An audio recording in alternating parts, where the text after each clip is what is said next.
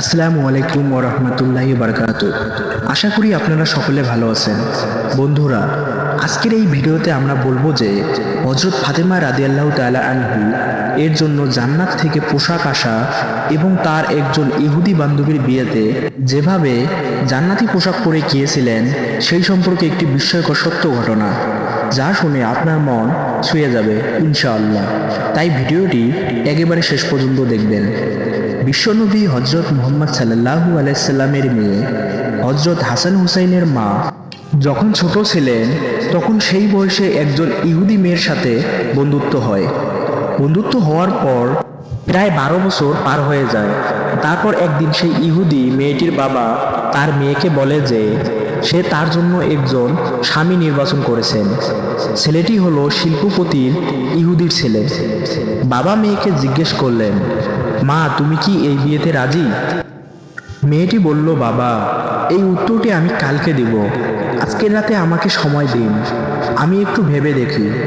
মেয়েটি তার বাবার কাছে সময় নিয়ে আর কোনো দিকে তাকালো না। হযরত ফাতেমা রাদিয়াল্লাহু তাআলা আনহুর কাছে চলে গেলেন। মেয়েটি ফাতেমা রাদিয়াল্লাহু তাআলা আনহুর কাছে এসে বলল, হে বোন, তোমার সাথে আমার দীর্ঘ 12 বছরের সম্পর্ক, তুমি কখনো আমাকে ভুল পরামর্শ দাওনি। বাবা একজন ছেলের সাথে আমার বিয়ে ঠিক করে ফেলেছে এবং তিনি আমাকে তার সাথে বিয়ে দিতে চান। এখন তুমি আমাকে বলো যে আমি সেই বিয়েতে রাজি হব কিনা। ফাতেমা রাদিয়াল্লাহু তাআলা আনহু বললেন, তোমার বাবা যেহেতু বিয়ে ঠিক করেছেন সেহেতু তুমি বিয়েতে রাজি হয়ে যাও। তখন মেয়েটি ফাতেমা রাদিয়াল্লাহু তাআলা আনহুকে বললেন যে, হে বোন, আমি একটি শর্তে এই বিয়েতে রাজি হতে পারি, যদি তুমি আমার বিয়েতে উপস্থিত থাকো। তুমি জানো আমি তোমাকে কতটা ভালোবাসি। তখন ফাতেমা রাদিয়াল্লাহু তাআলা আনহু বললেন, তোমরা ইহুদি এবং আমরা মুসলমান, আর তুমি জানো ইহুদিরা মুসলমানদের খুব একটা সহ্য করতে পারে না, সুতরাং এটা কখনো সম্ভব না। আমি যদি তোমার বিয়েতে উপস্থিত থাকি তাহলে মুসলিমরা আমার বাবাকে নিয়ে ঠাট্টা করবে এবং লজ্জিত করবে। এছাড়াও ইহুদি সম্প্রদায়ের মধ্যেও তুমি প্রশ্নের সম্মুখীন হবে। এছাড়াও তোমাকে নিয়ে তোমার ইহুদি বন্ধুরা হাসি ঠাট্টা করবে। তাই আমি বিয়েতে উপস্থিত থাকতে চাইছি না। তখন সেই ইহুদি মেয়েটি বলল, হে ফাতেমা, তুমি যদি আমার বিয়েতে না যাও তাহলে আজকে আমি কথা দিলাম কিয়ামত হয়ে গেলেও পৃথিবীর কোনো ছেলেকে আমি বিয়ে করব না। তাই এক পর্যায়ে ফাতেমা রাদিয়াল্লাহু তাআলা আনহু বললেন, হে বোন, ঠিক আছে, আমি তোমার বিয়েতে যাব, তুমি তোমার বাবাকে জানিয়ে দাও। তখন মেয়েটি দৌড়ে এসে বাবাকে ডাক দিয়ে বলল, বাবা, আমি এই বিয়েতে রাজি, তবে একটা শর্ত আছে। শর্তটা হলো আমার বিয়েতে মুহাম্মাদের মেয়ে ফাতেমা আমার সাথে থাকবে। তখন বাবা তার মেয়েকে বলল, মুহাম্মাদের মেয়ে যদি আমাদের বাড়িতে আসে তাহলে সেটি আমার স্ট্যাটাসের সঙ্গে মিলবে না, কারণ সে হচ্ছে গরিব এবং তার বাবাও গরিব। তারা ঠিকমতো দুবেলা খেতেও পায় না, পরনে সুন্দর জামা কাপড় নেই, তাহলে আমার বাড়িতে কি করে আসবে? তোমার বিয়েতে যারা আসবে তারা সবাই শিল্পপতির ছেলে মেয়ে, তাই সেখানে মুহাম্মাদের মেয়ে ফাতেমাকে দাওয়াত করা যায় না। তখন মেয়েটি বলল, ফাতেমাকে যদি আমার বিয়েতে আসতে বাধা দাও তাহলে জীবনে আপনি আমাকে বিয়ে দিতে পারবেন না। এক পর্যায়ে তার বাবা নিরুপার হয়ে মেয়ের কথায় রাজি হলো। সে বলল, আমি তোমায় অনুমতি দিতে পারি, তবে একটা শর্ত আছে। শর্তটা হলো সেই মুহাম্মাদের মেয়ে আমার বাড়িতে যদি আসতে চায় তাহলে অবশ্যই নতুন জামা কাপড় পরে আসতে হবে। যদি পুরাতন কাপড় পরে চলে আসে তাহলে সে আমার বাড়িতে ঢুকতে পারবে না। তখন সেই মেয়েটি আবার দ্রুত ফাতেমা রাদিয়াল্লাহু তাআলা আনহুর কাছে চলে যায়। সেখানে গিয়ে কেঁদে কেঁদে বলে, ফাতেমা, তুমি আমার বিয়েতে যাও। তা আমার বাবা চান না। আমার বাবা একটি শর্তে রাজি হয়েছেন। শর্তটা হলো তুমি যদি আমার বিয়েতে যাও তবে অবশ্যই একটি নতুন জামা পরে যেতে হবে। হে বোন, এখন বলল তুমি আমার বিয়েতে যাবে কিনা? এই কথা শুনে ফাতেমা রাদিয়াল্লাহু তাআলা আনহা কেঁদে কেঁদে বললেন, হে বোন, আমার জীবনে অনেক দিন কেটে গেছে, আমি আমার জীবনে নতুন জামা কাপড় চোখে দেখিনি। সপ্তাহের পর সপ্তাহ চলে যায়, যার ঘরের চুলার আগুন জ্বলে না সেখানে নতুন জামা কি করে পাবো? তখন সে মেয়েটি ফাতেমা রাদিয়াল্লাহু তাআলা আনহু এর পা জড়িয়ে ধরে বলল, তুমি যদি একবার নিজের জবান দিয়ে বলো আমি নতুন জামা কাপড় পরে যাব, তাহলে আমার বিশ্বাস যে অবশ্যই তোমার সৃষ্টিকর্তা মহান আল্লাহ তোমার জামা কাপড় ব্যবস্থা করে দিবেন, কারণ আমি তোমাকে জানি তোমার সাথে তোমার রবের অনেক ভালো সম্পর্ক। ফাতেমা রাদিয়াল্লাহু তাআলা আনহু এক পর্যায়ে আবেগী হয়ে বললেন, ইনশাআল্লাহ আমি তোমার বিয়েতে যাব এবং পৃথিবীর সবচেয়ে দামি কাপড় পরিধান করে যাব, ইনশাআল্লাহ। তখন সেই মেয়েটি তার বাবার কাছে গিয়ে বলে, ফাতেমা আমার বিয়েতে আসবে এবং সবচেয়ে দামি কাপড় পরে আসবে। তারপর বিবাহের দিন তারিখ ঠিক হয়ে গেল। তখন ফাতেমা রাদিয়াল্লাহু তাআলা আনহু চিন্তা করলেন, বিবাহের দিন তারিখ কাছাকাছি চলে আসছে, আমি ওয়াদা করেছি আমি নতুন কাপড় পরে যাব, কিন্তু আমার কাছে নতুন জামা কাপড় নেই। এসব কথা চিন্তা করতে করতে হযরত ফাতেমা রাদিয়াল্লাহু তাআলা আনহু জায়নামাজ বিছিয়ে নামাজে দাঁড়িয়ে গেলেন। নামাজের সিজদার মধ্যে তিনি চোখের পানি ছেড়ে দিয়ে বলতে লাগলেন, হে মাবুদ, এই দুনিয়াতে কারো সাথে আমার বন্ধুত্ব ভালোবাসা হয়নি। মাবুদ, অনেক দিন হয়ে গেল তোমার সঙ্গে গোপনে গোপনে সম্পর্ক করেছি। এ সম্পর্কের খবর পৃথিবীর কোনো মানুষ জানে না। মাসের পর মাস চলে গেল, ঘরে খাবার পাচ্ছি না এবং রাতের বেলা খাবার না খেয়ে ঘুমিয়ে পড়ি। হে আল্লাহ, জীবনে তোমার কাছে কোনোদিন নতুন জামা কাপড় চাইনি, আজকে আমি তোমার কাছে একটি নতুন কাপড়ের আবদার করলাম। হে আল্লাহ, তুমি কি আমাকে একটি নতুন কাপড় দান করবে, কিন্তু সেটি আমার জৈবিক ও দৈহিক চাহিদা পূরণের জন্য নয়। আমাকে এমন একটা নতুন কাপড় দান করো যেটি পরে আমি আমার বান্ধবীর বিয়েতে যেতে পারি এবং উক্ত বিয়ে বাড়িতে যত মেয়েরা আছে সকল মেয়েরা যেন আমার কাপড়ের দিকে তাকিয়ে কালেমা পড়ে মুসলমান হয়ে যায়। এভাবে চোখের পানি ছেড়ে দিয়ে ফাতেমা রাদিয়াল্লাহু তাআলা আনহু কান্নাকাটি করছেন। নামাজ শেষ করে যখন তিনি সালাম ফেরালেন, এমন সময় ঘরের কোণে তাকিয়ে তিনি কাপড়ের দুটি প্যাকেট দেখতে পেলেন। তখন তিনি কাপড়ের প্যাকেট দুটি নিয়ে ছুটে পিতা মুহাম্মদ সাল্লাল্লাহু আলাইহি সাল্লামের কাছে চলে গেলেন। বাবাকে জড়িয়ে ধরে কাঁদতে লাগলেন এবং বললেন, বাবা, আমি কখনো আল্লাহ তাআলার কাছে জামা কাপড় আবদার করিনি। আজকে মহান আল্লাহ তাআলার নিকট একটি নতুন কাপড়ের আবদার করে তার দোয়া শেষ সালাম ফিরিয়ে দেখি ঘরের কোণে প্যাকেট পড়ে আছে। আমি জানি না সেই কাপড় দুটো কে দিয়েছে, আপনি খোঁজ নিয়ে দেখেন কোথা থেকে এসেছে। এই কথা শুনে হযরত মুহাম্মদ সাল্লাল্লাহু আলাইহি সাল্লাম কাপড়ের প্যাকেট দুটি হাতে নিলেন এবং খোলার সাথে সাথে তিনি জান্নাতের ঘ্রাণ পেলেন, যেমনটা তিনি মেরাজের রাতে পেয়েছিলেন। সুবহানাল্লাহ। তখন বিশ্বনবী সাল্লাল্লাহু আলাইহি সাল্লাম ফাতেমা রাদিয়াল্লাহু তাআলা আনহুকে জড়িয়ে ধরে কপালে চুমু দিয়ে বললেন, এ কাপড় তুমি কোথায় পেয়েছো? এটা তো দুনিয়ার কোনো কাপড় নয়। তুমি আল্লাহর সাথে যে সম্পর্ক করেছো, ফাতেমা, আল্লাহ তোমার উপর সন্তুষ্ট হয়েছেন এবং তোমার দোয়া কবুল করেছেন। আল্লাহ তাআলার নিকট একটি কাপড়ের আবদার করার কারণে মহান রাব্বুল আলামিন তোমার দোয়া কবুল করে জান্নাতুল ফেরদৌস থেকে তোমার কাপড়ের ব্যবস্থা করে দিয়েছেন। সুবহানাল্লাহ। তারপর রাসূল সাল্লাল্লাহু আলাইহি সাল্লাম বললেন, তুমি এই কাপড় পরে ইহুদির মেয়ের বিয়েতে যাবে, কিন্তু শর্ত হলো অবশ্যই তুমি পর্দার সাথে সেখানে যাবে। হযরত ফাতেমা রাদিয়াল্লাহু তাআলা আনহু যখন সে জান্নাতি কাপড় পরিধান করেন, তখন তার সৌন্দর্য আরও বেড়ে গেল। সে কাপড় পরে ফাতেমা রাদিয়াল্লাহু তাআলা আনহু যখন বিয়ে বাড়িতে প্রবেশ করলেন, ফাতিমা যেন জান্নাতি আলোকিত হয়ে গেল। মহিলারা তখন নববধূর থেকে চোখ ফিরিয়ে অবাক হয়ে ফাতেমা রাদিয়াল্লাহু তাআলা আনহুর দিকে তাকিয়ে রইল। সবাই বলতে লাগলো, হে ফাতেমা, তুমি তো অনেক গরিব, তাহলে এই কাপড় তুমি কোথায় পেলে? আমরা তো জীবনেও দেখিনি। তখন ফাতেমা রাদিয়াল্লাহু তাআলা আনহু বললেন, এটি যে বাজার থেকে কিনেছি সেই বাজারের দোকান আপনারা চিনবেন না, এমনকি যে রাস্তা দিয়ে সে বাজারে গিয়েছি তোমরা সেই রাস্তাও চিনবে না। তখন সেই মহিলারা বলল, ফাতেমা, তুমি সেই ঠিকানা বলতে দেরি, কিন্তু আমাদের চিনতে দেরি হবে না, সুতরাং তুমি শুধু একবার বলো। তখন ফাতেমা রাদিয়াল্লাহু তাআলা আনহু বললেন, বোনেরা আমার, আমি যে বাজার থেকে এবং যে দোকান থেকে কাপড়টা ক্রয় করেছি সে বাজারে কোনো সাধারণ রাস্তা দিয়ে যাওয়া যায় না।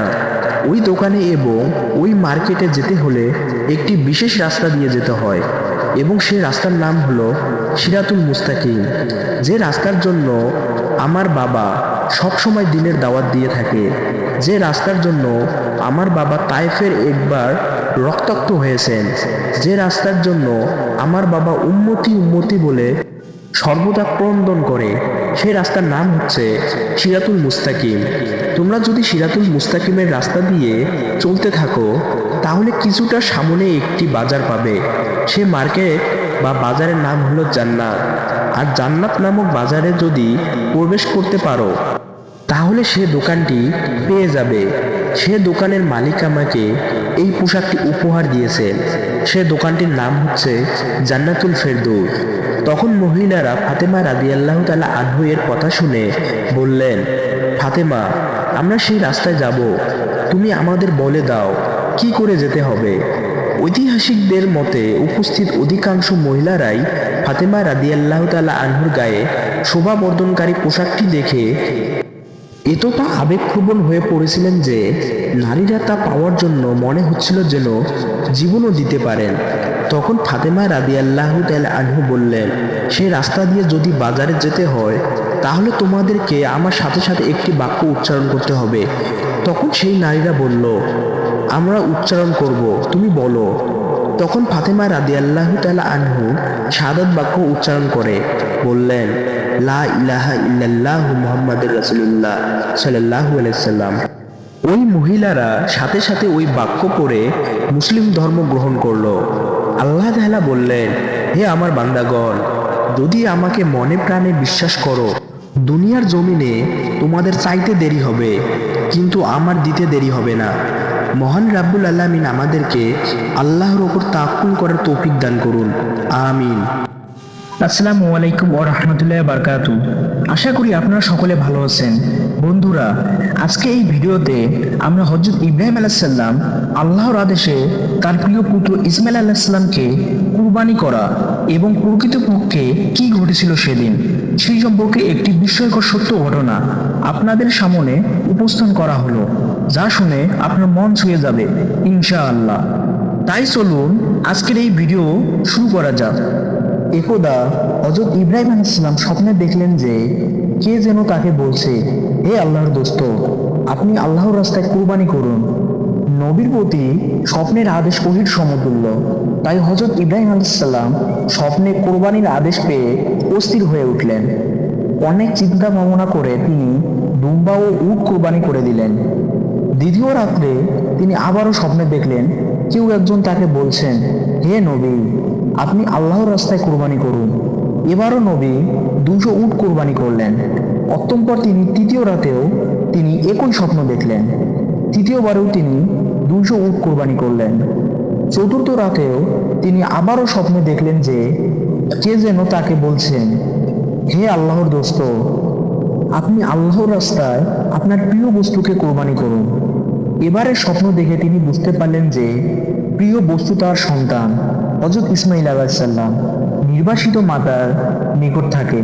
কেননা হযরত ইসমাইল আলাইহিস সালাম জন্মের পর হযরত ইব্রাহিম আলাইহিস সালাম তার স্ত্রী হযরত হাজেরা ও কলিজার টুকরা ছেলেকে আল্লাহ তাআলার নির্দেশে কাবাঘরের নিকটবর্তী সাফা ও মারওয়ার পাহাড়ের পদদেশে নির্জন স্থানে সামান্য খেজুরের এক মশক পানি সহ রেখে এসেছিলেন। তাই নবী তাদের সঙ্গে তেমন সম্পর্ক পর্যন্ত রাখেন না। এই অবস্থায় এত কঠিন কাজ কিভাবে কার্যক্রম করবেন, এ কথা ভেবে অস্থির হয়ে পড়লেন। ভোরবেলায় নবী তার আরেক স্ত্রী সায়রার নিকট তার স্বপ্নের কথা আলোচনা করলেন। সায়রা নবীকে অতি সত্বর স্বপ্নের আদেশ কার্যকর করার জন্য বিশেষভাবে অনুরোধ করলেন। তাই হযরত ইব্রাহিম আলাইহিস সালাম অত্যন্ত ভারাক্রান্ত মন নিয়ে মক্কার পথে রওনা হলেন। সঙ্গে তিনি একখানা ছুরি ও রশি নিলেন। তিনি মক্কা পৌঁছে হাজেরা যেখানে অবস্থান করতেন সেখানে গিয়ে হাজির হলেন। সেখানে কিছু সময় বিশ্রাম নিয়ে হাজেরাকে বললেন, তুমি ইসমাইলকে ভালো পোশাক পরিয়ে দাও, আতর গোলাপ লাগিয়ে দাও, উত্তম রূপে সাজিয়ে দাও। ইসমাইলকে আমি এক জায়গায় নিয়ে যাব। অনেকদিন যোগাযোগ না থাকার পর পিতা ও পুত্রের নতুন করে গভীর সম্পর্ক হতে যাচ্ছে দেখে হাজেরা খুব খুশি হলেন এবং পুত্র ইসমাইলকে উত্তম রূপে সাজিয়ে দিলেন। হযরত ইসমাইল আলাইহিসসালাম এর বয়স ছিল তখন 13-14 বছর। দেখতে ফুটফুটে সুন্দর। হযরত ইব্রাহিম আলাইহিসসালাম পুত্রকে নিয়ে রওনা হলেন। ইতিমধ্যে শয়তান এসে বিবি হাজরাকে বলল, তোমার পুত্র ইসমাইল কোথায়? হাজরা বলল, তার পিতার সঙ্গে এক জায়গায় গিয়েছে। শয়তান বলল, মিথ্যে কথা, তোমার স্বামী পুত্রকে কুরবানি করার জন্য আল্লাহ তাআলার আদেশ পেয়েছেন। সে ইসমাইলকে কুরবানি করার জন্য এক নির্জন স্থানে নিয়ে যাচ্ছেন। বিবি হাজেরা মানুষ রূপধারী শয়তানকে বললেন, যদি আল্লাহ তাআলা কুরবানির মাধ্যমে ইসমাইলকে কবুল করেন তাহলে আলহামদুলিল্লাহ, এতে আমার উদ্বৃত্ত হওয়ার কোনো কারণ নেই। শয়তান যখন এখানে কোনো সুবিধা করে উঠতে পারল না, তখন হযরত ইব্রাহিম আলাইহিসসালামের নিকট গিয়ে পিছন থেকে ইসমাইল আলাইহিসসালামকে বলল, ইসমাইল, তুমি কোথায় যাচ্ছ? ইসমাইল আলাইহিসসালাম বললেন, আমি আমার পিতার সঙ্গে এক জায়গায় যাচ্ছি। শয়তান বলল, আল্লাহ তাআলার নির্দেশে তোমাকে কুরবানি করার জন্য নিয়ে যাচ্ছে। একটু পর তোমার গলায় ছুরি চালিয়ে আল্লাহর নামে কুরবানি করা হবে। হযরত ইসমাইল আলাইহিসসালাম তখন বললেন, আল্লাহ তাআলা যদি আমার বাবার মাধ্যমে আমাকে কুরবানি করেন তাহলে আমার জীবন ধন্য হবে, এতে আপত্তি করার কোনো কারণ নেই। অতঃপর তিনি পিতাকে সম্বোধন করে বললেন, হে পিতা, পিছন থেকে কে যেন বলছে আপনি আমাকে কুরবানি করার জন্য নির্জন স্থানে নিয়ে যাচ্ছেন। তখন হযরত ইব্রাহিম আলাইহিসসালাম বললেন, শয়তান তোমাকে প্রতারণা করছে, তুমি ওর প্রতি 7 খণ্ড পাথর নিক্ষেপ করো। হযরত ইসমাইল আলাইহিসসালাম পিতার আদেশ পেয়ে 7 খণ্ড পাথর নিক্ষেপ করলেন। ফলে শয়তান দূরে সরে গেল। এ পাথর নিক্ষেপ হজ আদায়ের জন্য একটি জরুরি শর্ত ও সুন্নত হিসাবে গণ্য হয়েছে। হযরত ইব্রাহিম আলাইহিসসালাম মিনা নামক এক নির্জন স্থানে গিয়ে থামলেন এবং পুত্রকে বললেন, হে প্রিয় পুত্র, আমি 4 রাত ধরে স্বপ্নযোগে কুরবানি করার আদেশ পেয়ে আসছি। আমি সে পরিপ্রেক্ষিতে 600 উট কুরবানি করেছি। শেষবারে আমার প্রিয় সন্তানকে কুরবানি করার আদেশ পেয়ে তোমাকে আল্লাহর নামে কুরবানি করার উদ্দেশ্যে এখানে নিয়ে এসেছি। হযরত ইসমাইল আলাইহিসসালাম পিতার মুখে এই কথা শুনে বললেন, আলহামদুলিল্লাহ, আল্লাহ তাআলার এরূপ নির্দেশ আমার জন্য সৌভাগ্যের দ্বার খুলে দিয়েছেন। আমাকে আল্লাহ তাআলা কবুল করেছেন, এজন্য আমি অত্যন্ত আনন্দিত। আপনি এ কাজ সমাধান ক্ষেত্রে আমাকে ধৈর্যশীলদের অন্তর্ভুক্ত দেখতে পাবেন। আপনি আর বিলম্ব না করে আল্লাহ তাআলার আদেশ অনুসারে কাজ আরম্ভ করুন। হযরত ইব্রাহিম আলাইহিসসালাম বললেন, ইহা আমি কিভাবে সমাধান করব? ইসমাইল আলাইহিসসালাম উত্তরে বললেন, প্রথমে আপনি আমার হাত পা বেঁধে নিন, এরপর আমাকে বিপরীত দিকে কাত করে শুয়ে নিন, যেন আপনি সরাসরি আমার মুখমণ্ডল না দেখতে পান। তারপরে আমার গলদেশে ছুরি চালনা করুন, এতে আপনি কৃতকার্য হবেন। তৃতীয়ত, আমার রক্তে ভেজা কাপড়গুলো আমার আম্মার হাতে পৌঁছে দেবেন। তিনি এগুলো দেখে আল্লাহর রেজমন্দির ওপর খুশি থাকবেন এবং আমার কথা স্মরণ করে কিছুটা স্বস্তি লাভ করবে, কারণ তার আর কোনো সন্তান নেই যার দিকে তাকিয়ে তিনি স্বস্তি লাভ করতে পারেন। হযরত ইব্রাহিম আলাইহিসসালাম পুত্রের কথা অনুসারে আস্তিনের মধ্যে রক্ষিত রশিগুলো বের করে তা দিয়ে ইসমাইলের হাত পা বেঁধে নিলেন। অতএব তাকে কাত করে শুইয়ে নিলেন। তারপর আস্তিন থেকে ধারালো ছুরি বের করে বিসমিল্লাহি আল্লাহু আকবার বলে ইসমাইলের গলদেশে ছুরি চালিয়ে দিলেন। কিন্তু তার ছুরি চালনায় কোনো কাজ হলো না। ছুরি ইসমাইল আলাইহিসসালাম এর গলদেশে চামড়ায় কোনো ক্ষতি সৃষ্টি করতে পারল না। তখন ইব্রাহিম আলাইহিসসালাম আরো জোরে শক্ত করে ছুরি চালাতে লাগলো, কিন্তু না, কোনো প্রতিক্রিয়া সৃষ্টি হলো না। তখন ইসমাইল আলাইহিসসালাম বললেন, পিতা, আপনি ছুরির ওপর শক্তি দিয়ে চেপে ধরুন, তাহলে সম্ভবত আপনার উদ্দেশ্য সফল হবে।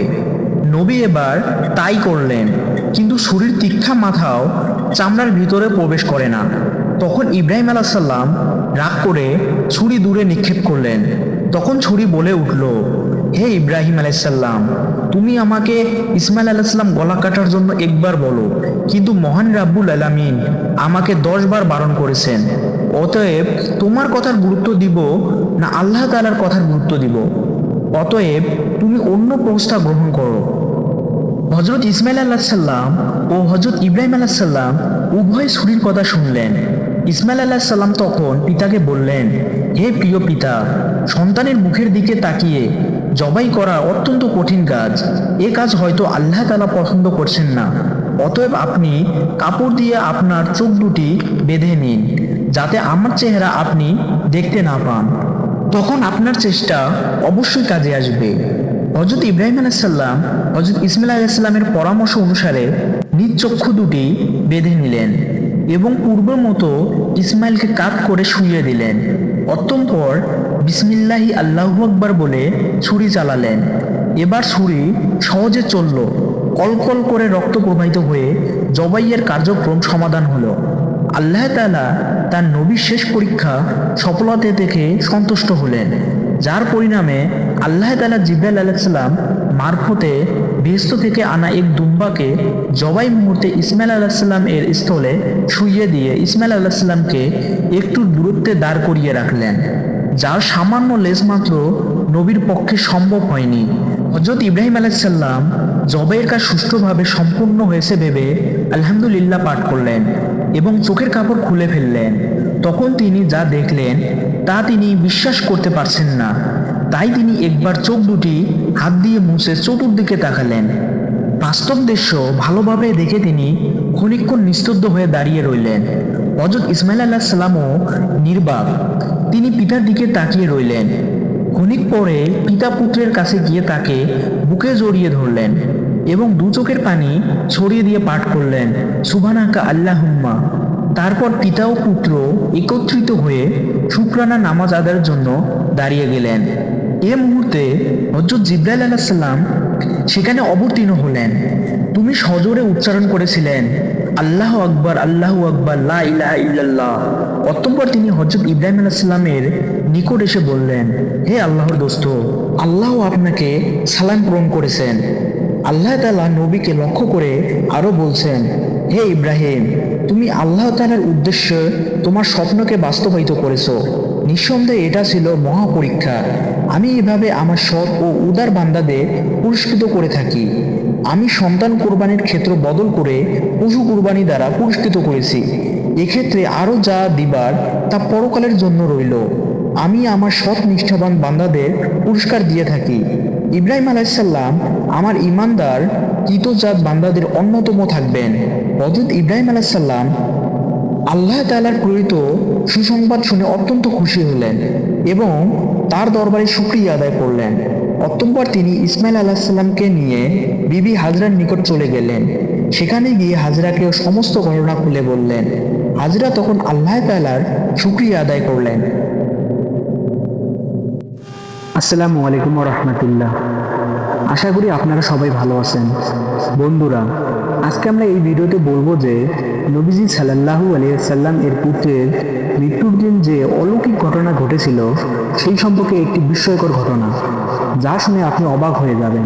তাই ভিডিওটি একেবারে শেষ পর্যন্ত দেখুন। মারিয়াম কিপ্তিয়ার ঘরে নবীজি হযরত মুহাম্মদ সাল্লাল্লাহু আলাইহি ওয়াসাল্লামের এক পুত্র সন্তানের জন্ম হয়। বহুকাল অপেক্ষার পর একজন পুত্র সন্তান লাভ করে। সেদিন রাসূল সাল্লাল্লাহু আলাইহি ওয়াসাল্লাম ছিলেন পৃথিবীর সবচেয়ে সুখী মানুষ। তাই পিতৃপুরুষ হযরত ইব্রাহিম আলাইহিস সালামের নাম অনুসারে তিনি তার ওই ফুটফুটে শিশুপুত্রের নাম রাখেন ইব্রাহিম। অতঃপর আরবের সংস্কৃতি অনুযায়ী তার জন্য একজন দুধমাতা ঠিক করা হয় এবং তাকে দুধমাতা উম্মে সাইফের কাছে পাঠিয়ে দেওয়া হয়। নবীজি সাল্লাল্লাহু আলাইহি সাল্লাম ইব্রাহিমের দুধমাতাকে একটি বকরি প্রদান করেছিলেন, যেন তার পুত্রের লালন পালনে কোনো ব্যাঘাত সৃষ্টি না হয়। কিন্তু আল্লাহ পাকের ইচ্ছা ছিল ভিন্ন। হয়তো প্রিয় হাবিব তার প্রভুর প্রতি কতটা সন্তুষ্ট তার পরীক্ষা নিতে তিনি পাঠিয়েছিলেন। এই ফুটফুটে শিশু সন্তানকে জন্মের মাত্র 2 বছর পর দুধমাতা উম্মে সাইফের কাছ থেকে খবর আসে মা মারিয়াল কিপ্তিয়ার নিকট অসুস্থ হয়ে পড়েছে পুত্র ইব্রাহিম। এই দুঃখজনক খবর শুনে সন্তানকে নিজের গৃহে নিয়ে আসেন এবং দিনরাত সেবা করতে থাকেন। কিন্তু কিছুতেই তার উন্নতি হয় না, বরং ক্রমশই খারাপ হতে থাকে। ইব্রাহিমের শারীরিক অবস্থা একেবারে গুরুতর। তখন খবর পাঠানো হয় রাসূল সাল্লাল্লাহু আলাইহি সাল্লামের নিকট। এই সংবাদ বজ্রপাতের মতো আঘাত হানে রাসূল সাল্লাল্লাহু আলাইহি সাল্লামের হৃদয়। ক্ষণিকের জন্য তার পা দুটি শরীরের ভার বহন করতে অক্ষম হয়ে পড়ে। তাই আব্দুর রহমান ইবনে আউফা রাদিয়াল্লাহু এর কাঁধে হাত রেখে কম্পিত হয়ে তিনি ছুটে যান মারিয়া আল কিপ্তিয়ার ঘরে। সেখানে গিয়ে আল্লাহর নবী যখন তার শিশু পুত্রকে কোলে তুলে নেন, ততক্ষণে মৃত্যু পথযাত্রী শিশু ইব্রাহিম। পুত্রের বিচ্ছেদ বেদনায় আশঙ্কা তাকে অসাড় করে তোলে। তার চোখ অশ্রুতে ভরে ওঠে আর নিঃশ্বাস রুদ্ধ হয়ে ওঠে। শ্বাসরুদ্ধ কণ্ঠে তিনি বললেন, হে ইব্রাহিম, আল্লাহর ইচ্ছার বিরুদ্ধে আমরা আজ তোমার কোনো উপকার করতে পারবো না। নবীজির চোখ থেকে গড়িয়ে পড়ে অশ্রুধারা, অবিরাম কান্নায় ভেঙে পড়েন। মারিয়া আল কিপ্তিয়া অতঃপর পিতার কোলে শায়িত শিশুটিকে ধীরে ধীরে মৃত্যুর কোলে ঢলে পড়ে। নবীজি সাল্লাল্লাহু আলাইহি সাল্লাম প্রিয় পুত্রের মুখের দিকে তাকিয়ে উচ্চারণ করেন বিষাদ বাক্য, হে ইব্রাহিম, যদি নিশ্চিত না জানতাম যে আমরা পুনরায় মিলিত হব, তাহলে আজ তো আমরা তোমার জন্য আরো বেশি দুঃখ পেতাম। এক মুহূর্ত পর যখন শিশু পুত্রের হৃদয় স্পন্দন বন্ধ হয়ে যায়, তখন তিনি বললেন, হে ইব্রাহিম, আজ আমাদের চোখ অশ্রুতে পূর্ণ, আজ আমাদের হৃদয় ব্যথায় কাতর, কিন্তু আমাদের প্রভুকে খুশি করা ছাড়া আমাদের আর কিছুই করার নেই। হে আমার পুত্র, আজ আমাদের শোকের সাগরে ফেলে তুমি চলে গেলে। পুত্র ইব্রাহিমের মৃত্যুতে মারিয়া আল কিপ্তিয়ার ঘরে সেদিন মাথম উঠেছিল। লোকেরা দলে দলে ছুটে আসতে থাকে মারিয়ার ঘরের নিকট। আর তখনই ঘটে এক বিস্ময়কর ঘটনা। লোকেরা দেখতে পায় ধীরে ধীরে কি এক অন্ধকার যেন গ্রাস করে নিচ্ছে প্রকৃতিকে। অতঃপর আকাশের দিকে তাকিয়ে তারা দেখে এক অন্ধকার ছায়া গ্রাস করে নিচ্ছে সূর্যকে।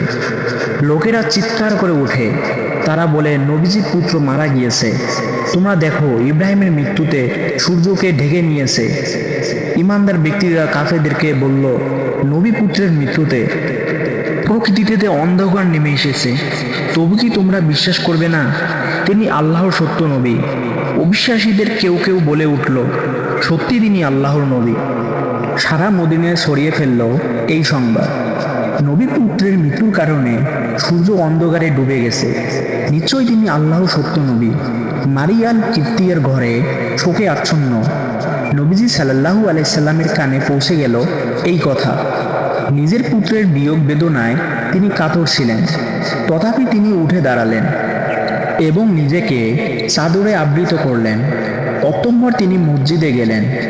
তার সূর্যের আলো প্রকাশিত হওয়ার আগ পর্যন্ত 2 রাকাত নামাজ আদায় করলেন। অতঃপর তিনি লোকদেরকে ডেকে বললেন, শোনো হে লোক সকল, কারো মৃত্যু বা জন্মের কারণে সূর্য বা চন্দ্র গ্রহণ হয় না। এরা আল্লাহর অসংখ্য নিদর্শন, এর মধ্যে 2টি নিদর্শন। কাজেই তোমরা যখন সূর্য গ্রহণ হতে দেখবে, তখন সালাত আদায় করবে। আল্লাহর নবী ছিলেন সত্যের প্রতীক। কখনো কোনোদিন একটিবারের জন্য তার মুখ দিয়ে মিথ্যা উচ্চারিত হয়নি। তিনি শুনলেন লোকেরা তার পুত্রের মৃত্যুকে সূর্যগ্রহণের কারণ হিসাবে বর্ণনা করছে। নবী হিসাবে বিশ্বাস করত না, তারাও তাকে বিশ্বাস করতে শুরু করেছে। নিঃসন্দেহে এতে তার অনুসারী সংখ্যা বৃদ্ধি পাবে, কিন্তু তিনি জানতেন তাদের এই বিশ্বাসের ভিত্তি মিথ্যা। তাই তিনি তার সাথীদেরকে বললেন, আমার পুত্র মারা গিয়েছে আল্লাহর ইচ্ছায়, আর সূর্যগ্রহণ আল্লাহ পাকের এক প্রাকৃতিক নিদর্শন। তোমরা এই দুইকে এক করে লোকদের কাছে বর্ণনা করবে না, আর তাদের বিভ্রান্ত করবে না। মিথ্যার ওপর ভিত্তি করে তোমরা আমাকে কিংবা আমার পুত্রকে দেবতার আসনে বসাবে না। আমি আল্লাহর সত্য নবী, কিন্তু মিথ্যার ওপর ভিত্তি করে কখনো সত্য প্রতিষ্ঠিত হয় না। অতীতে বহুবার সূর্যগ্রহণ ঘটেছে, ভবিষ্যতেও ঘটবে, তবে এর সাথে কারো মৃত্যু বা জন্মের সম্পর্ক নেই। যারা ধর্মের নামে গুজব করে, মিথ্যা রটিয়ে নিজেদের বৈষয়িক স্বার্থ উদ্ধার করে, নিঃসন্দেহে নবীজি মুহাম্মদ সাল্লাল্লাহু আলাইহি সাল্লামের ঘটনা তাদের জন্য শিক্ষা। আর তাদের জন্য শিক্ষা যারা নবী মুহাম্মদ সাল্লাল্লাহু আলাইহি সাল্লামের ইসলামকে মিথ্যাবাদী বলে সাব্যস্ত করতে চায়,